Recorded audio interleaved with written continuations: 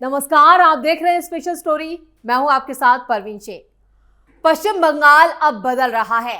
कट्टरपंथियों पर शिकंजा कस रहा है, जिहादी ठिकाने लगाए जा रहे हैं। आज पश्चिम बंगाल से दो तस्वीरें सामने आई।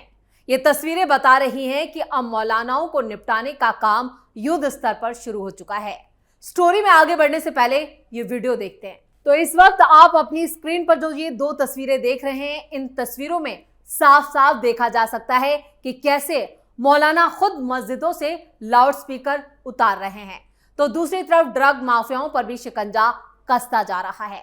राज्य में लगातार कैश बरामद हो रहा है। केंद्रीय जांच एजेंसियों ने अब शिकंजा और तेज कसना शुरू कर दिया है। यानी अब पश्चिम बंगाल में तेजी से बदलाव देखा जा रहा है।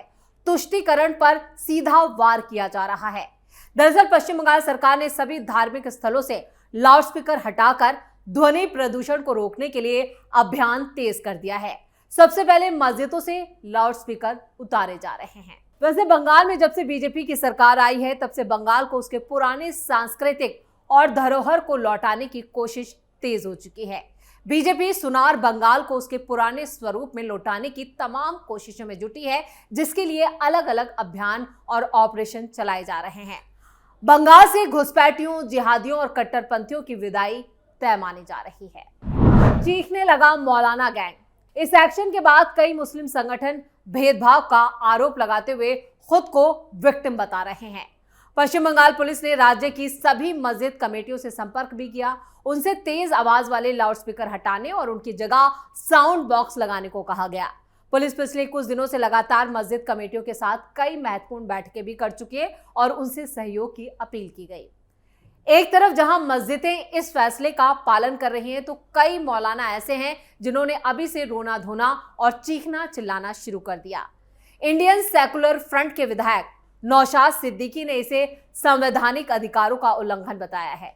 सिद्दीकी ने कहा कि पब्लिक एड्रेस सिस्टम के तौर पर इस्तेमाल होने वाले लाउडस्पीकर को हटाना संविधान में दिए गए मजहबी अधिकारों का सीधा उल्लंघन है। सिद्दीकी ने पश्चिम बंगाल के डीजीपी एसएन गुप्ता को एक खत लिखकर इस पर कार्रवाई पर सफाई देने और मामले की जांच की मांग की है। दक्षिण 24 परगना के भांगड़ निर्वाचन क्षेत्र से आईएसएफ विधायक ने खत में लिखा, अगर लाउडस्पीकर से होने वाले ध्वनि प्रदूषण के बारे में कोई खास शिकायत है तो कानून के मुताबिक उचित जांच, नोटिस जारी करने और पक्ष रखने का मौका देने के बाद ही कार्रवाई की जानी चाहिए। किसी भी हालत में धार्मिक संस्थानों के खिलाफ जुबानी आदेश या जबरदस्ती कार्रवाई नहीं की जानी चाहिए। वैसे एसआईएफ विधायक ने अपने खत में कहा है कि उन्हें अलग अलग जिलों से कई शिकायतें मिल रही हैं, जिनमें आरोप लगाया जा रहा है कि पुलिस राजनीतिक, सामाजिक और धार्मिक कार्यक्रमों में लाउडस्पीकर के इस्तेमाल को लेकर नोटिस जारी कर रही है। सिद्दीकी ने डीजीपी से यह भी कहा कि अगर कोई पुलिस अधिकारी अपनी ताकत का गलत इस्तेमाल कर रहा है या मनमानी करता हुआ पाया जाता है, तो उसके खिलाफ अनुशासनात्मक कार्रवाई की जाए। उन्होंने कहा कि वो पुलिस की इस कार्रवाई के खिलाफ कलकत्ता हाईकोर्ट का दरवाजा खटखटाएंगे। वैसे नौशाद सिद्दीकी अकेले ऐसे विधायक नहीं हैं जिन्होंने सरकार के काम में दखल दिया हो या सरकारी अभियान में इस तरह से बाधा पहुंचाई हो या इस पर सवाल उठाए हो।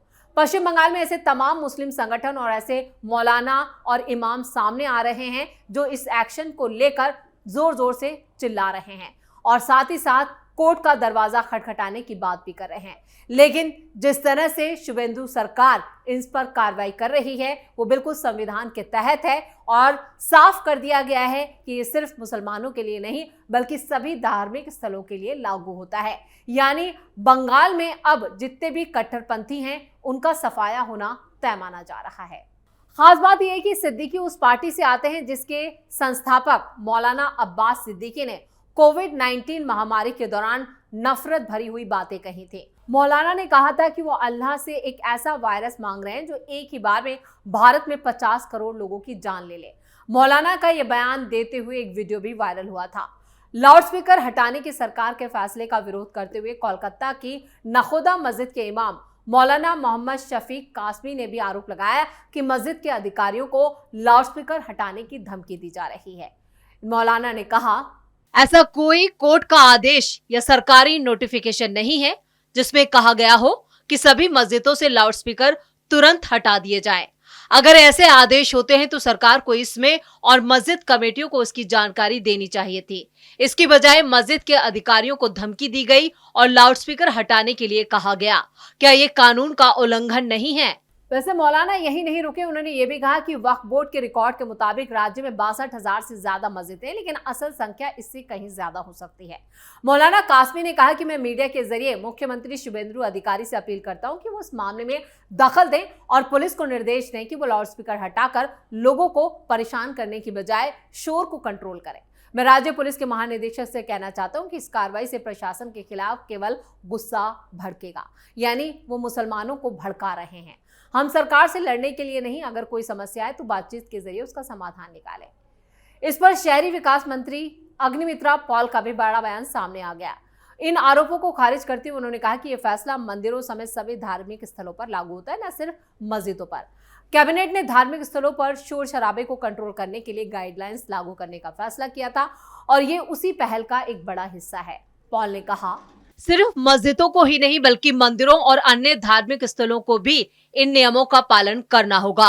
हम किसी को भी इनका उल्लंघन नहीं करने देंगे। वैसे धार्मिक स्थलों पर शोर प्रदूषण नियंत्रण नियम लागू करने का फैसला शुभेंदु अधिकारी के नेतृत्व वाली सरकार ने अपनी पहली कैबिनेट बैठक में लिया था।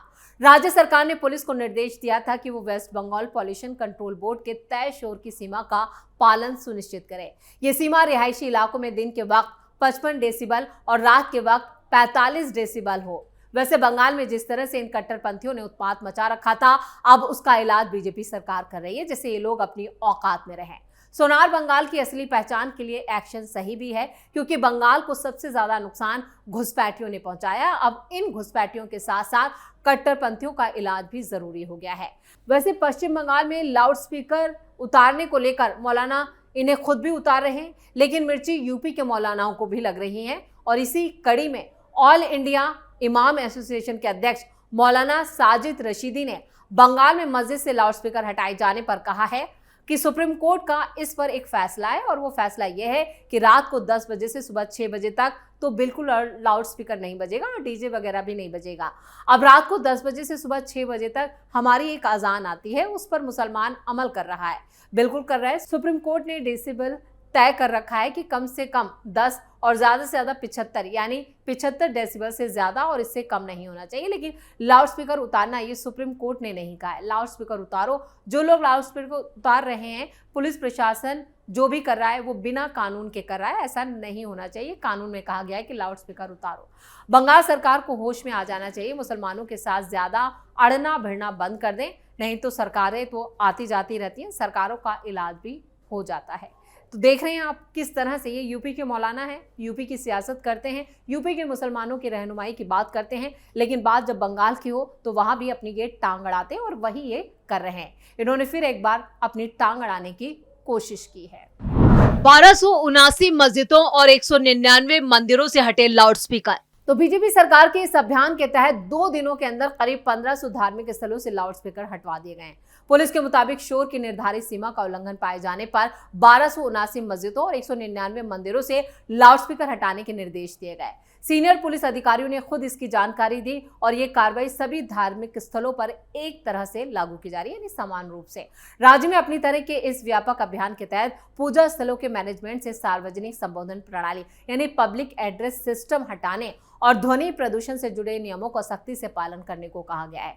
पश्चिम बंगाल शोर प्रदूषण नियम और नियंत्रण यानी नियम 2000 के मुताबिक सुबह 6 बजे से रात 10 बजे तक सार्वजनिक लाउडस्पीकर के इस्तेमाल के लिए पुलिस की इजाजत जरूरी है। इसके साथ ही अधिकृत साउंड लिमिटेड का जो इस्तेमाल है वो 50 से 75 डेसिबल ही निर्धारित किया गया है और ये कंपलसरी है। कई मस्जिद और मंदिर मैनेजमेंट कमेटियों के प्रतिनिधियों का साफ कहना है कि स्थानीय पुलिस ने उन्हें मौखिक रूप से लाउडस्पीकर हटाने के निर्देश दिए। उनका दावा है कि इस संबंध में उन्हें कोई लिखित आदेश मुहैया नहीं कराया गया। वैसे पश्चिम बंगाल में सिर्फ लाउडस्पीकर ही नहीं, मस्जिदों और मदरसों में जो इल्लीगल काम होते हैं उन पर भी लगाम लगाई जा रही है।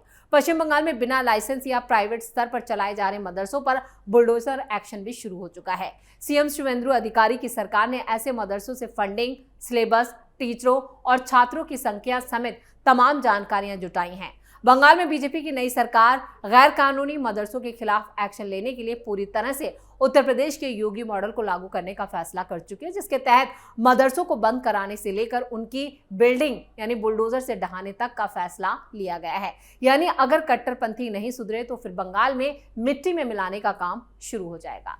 तो इसी के साथ स्पेशल स्टोरी में इतना ही। वीडियो कैसा लगा कमेंट करके अपनी राय जरूर दें, वीडियो को लाइक करें, शेयर करें और कैपिटल टीवी को सब्सक्राइब जरूर करें। धन्यवाद।